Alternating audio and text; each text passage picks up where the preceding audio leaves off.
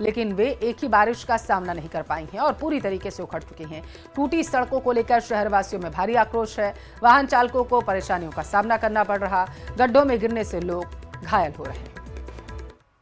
बार को हुई मूसलाधार बारिश के बाद अधिकांश सड़कों पर पानी भर गया और उसका नतीजा ये रहा कि अधिकांश सड़कें हैं जो गड्ढों में तब्दील हो गई है। ये पाली शहर की प्रमुख सड़क है जो पाली के सरकारी अधिकारी है जिनके निवास यहाँ पर है और उनके बाहर की ये सड़क है जिसमें आप देख सकते हैं पूरी तरह से गड्ढे हैं। इसमें सड़क कम नजर आती है और गड्ढे ज़्यादा नजर आते हैं। हालांकि ये बात इस एक सड़क की नहीं है। पाली की अगर बस स्टैंड की सड़क ले लें तो उसमें भी यही हालात है और नया गांव की बात करें तो उसकी हालत इससे ही बदतर है। वहीं केशव नगर, मंडिया रोड, राजेंद्र नगर सहित दर्जनों सड़कें हैं जहां पे हालत बद से बदतर हो रखी है। लोगों को आवागमन में बड़ी दुविधा का सामना करना पड़ता है। लोगों का आरोप है कि ये जो ठेकेदार और अधिकारियों की मिलीभगत से जो सड़कें के निर्माण हो रहे हैं, कुछ समय पूर्व ही इन सड़कों का निर्माण किया गया था, लेकिन महज एक माह के बाद ही ये सड़कें पूरी तरह से खड्डों में तब्दील हो गई है। लगातार कई बार शिकायतों के बाद पाली शहर में अगर बात करें तो एक माह से अधिकांश ये सड़कें नहीं चलती है, जिसकी वजह से कई बार ये ग्रामीणों यहाँ के लोगों के विरोध के बाद इन सड़कों का तो निर्माण तो कराया जाता है, लेकिन सड़कें में कुछ समय बाद ही ये खड्डों में तब्दील हो जाती है। सबसे बड़ी बात है कि जब इनकी सड़कों का निर्माण शुरू होता तो वो बारिश के माह शुरू होने से कुछ माह पूर्व ही ये शुरू होता है, जिसकी वजह से इन ठेकेदारों को भी ये कहने को मिल जाता है कि बारिश में पानी की भराव की वजह से ये सड़कें खराब हो गई, लेकिन हकीकत देखें तो कुछ और ही नजर आती है। श्याम चौधरी, न्यूज 18 पाली। नागौर के मेड़ता उपखंड क्षेत्र के लीलिया गांव के उप स्वास्थ्य केंद्र बरसात के चलते यहां हादसा हुआ है। उप स्वास्थ्य केंद्र की छत की पट्टियां जो हैं बारिश के कारण भरभरा कर नीचे गिर गईं। गनीमत रही कि जिस समय यह हादसा हुआ था उस वक्त मौके पर कोई शख्स मौजूद नहीं था। आपको बता दें कि उप स्वास्थ्य केंद्र भवन की मरम्मत करने को लेकर कई बार उच्च अधिकारियों को अवगत करवाया गया, लेकिन इस ओर से कोई ध्यान नहीं दिया गया।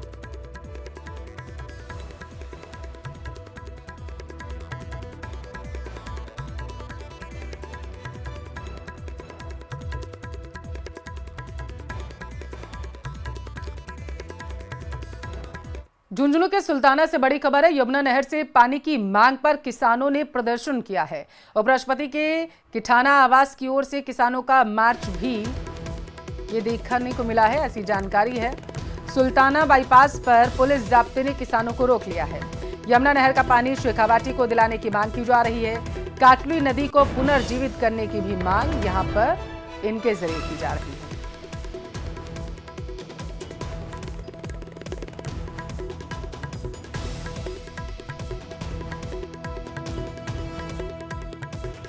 झुंझुनू के सुल्ताना से बड़ी खबर आपके टेलीविजन स्क्रीन पर। शेखावाटी को पानी दिलाने की मांग को लेकर के लगातार ग्रामीण जो है आक्रोशित है। देखिए, लगातार ग्रामीणों की तरफ से स्वच्छ पानी की मांग की जा रही है। ज्यादा जानकारी लेंगे, संवाददाता कृष्ण हमारे साथ जुड़ चुके हैं। कृष्ण, जरा बताइएगा ग्रामीणों की मांग क्या है, क्या कहा है उन्होंने? जी, मैं आपको बता दूं कि झुंझुनू सहित शेखावाटी को यमुना नहर का पानी दिलवाने की मांग को लेकर लाल चौक पर अखिल भारतीय किसान सभा के बैनर तले किसानों का धरना जारी है। और कल धरना स्थल से आह्वान किया गया था कि उपराष्ट्रपति के किठाना स्थित आवास पर जाकर ज्ञापन सौंपा जाएगा। और उसी कड़ी में आज किसान सभा के आह्वान पर किसान है वो उपराष्ट्रपति जगदीप धनखड़ के जो किठाना स्थित आवास है वहां के लिए निकले। जैसे ही पुलिस को सूचना मिली तो सुल्ताना कस्बे का जो बाईपास सड़क है वहां पर पूरी तरीके से पुलिस का जाब्ता मुस्तैद हुआ और चिड़ावा तहसीलदार है कुलदीप पुनिया, वो भी वहां पर पहुंचे और जो ज्ञापन है वो उनको रोका गया। और उसके बाद में जो किसानों की ओर से है तहसीलदार को है वो ज्ञापन दिया गया है। ज्ञापन में मांग की गई है कि जो काटली नहर जो यमुना नहर है उसको जल्द से जल्द पानी है वो शेखावाटी को दिलवाया जाए। साथ ही जो काटली नदी है उसको पुनर्जीवित है वो करवाया जाए। इन मांगों को लेकर उपराष्ट्रपति के नाम है वो चिड़ावा तहसीलदार को किसानों की ओर से ज्ञापन है वो सौंपा गया। जी, बहुत शुक्रिया कृष्ण जानकारी के लिए।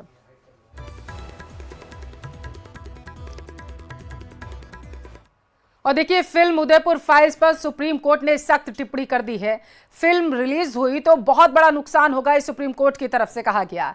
फिल्म के रिलीज पर हाई कोर्ट ने दरअसल रोक लगा रखी है। हाई कोर्ट का विचार सही है, ये जस्टिस सूर्यकांत की तरफ से टिप्पणी की गई है।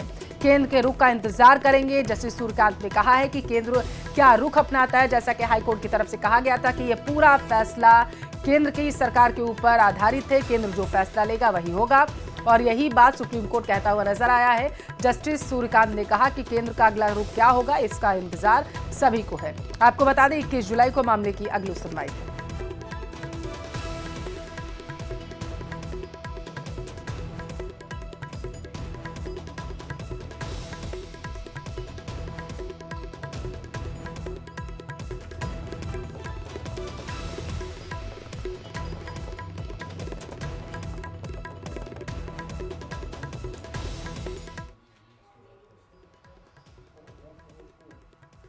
बाड़मेर से बड़ी खबर है। सेडवा क्षेत्र के दीपला गांव में हादसे का खतरा लगातार बनता जा रहा है। स्कूल परिसर में टूटकर 33 केवी विद्युत लाइन का तार गिर गया। बच्चियों के स्कूल पहुंचते ही डर का और दहशत का माहौल बन चुका है।